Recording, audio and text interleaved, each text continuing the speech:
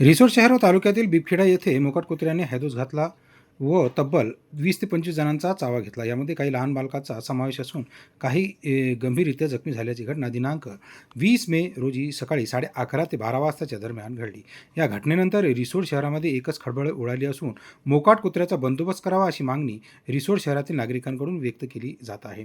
जखमीमध्ये रिसोड तालुक्यातील बिबखेडा येथे बापलिकीचा समावेश असून बापाला वाशिम येथे पाठवण्यात आले तर बाकी अन्यचा रिसोड येथील ग्रामीण रुग्णालय इथे उपचार करण्यात आला आहे. या घटनेनंतर रिसोडवासियांमध्ये मोकाट कुत्र्याप्रती दहशतीचे वातावरण निर्माण झाले आहे. रिसोड शहरातील चावा घेणाऱ्या कुत्र्याला स्थानिक नागरिकांनी जीवे मारून टाकले असून नगर परिषदेने त्या कुत्र्याचा मृतदेह दफन करून टाकला अशी माहिती नगर परिषद आरोग्य विभागाकडून मिळाली आहे.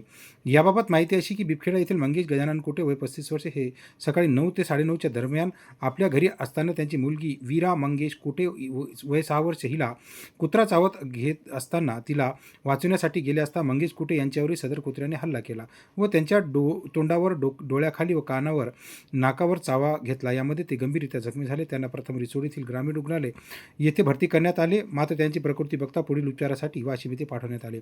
बिबखेडा येथे 2 ते 5 जणांना चावा घेतला असल्याची माहिती समोर आली आहे. रिसोड शहरातील आसनगल्ली, चांदणी चौक, लोणी फाटा, रामनगर या भागात एका कुत्र्याने अक्षरशः हैदोस घालत चावा घेत सुटला. जवळपास 15 ते 20 जणांना सदर कुत्र्याने चावा घेतला. अचानक झालेल्या कुत्र्याच्या हल्ल्यामुळे नागरिकांमध्ये खळबळ उडाली. कुत्र्याने चावा घेतलेल्या नागरिकांमध्ये काही ग्रामीण भागातील नागरिकांचा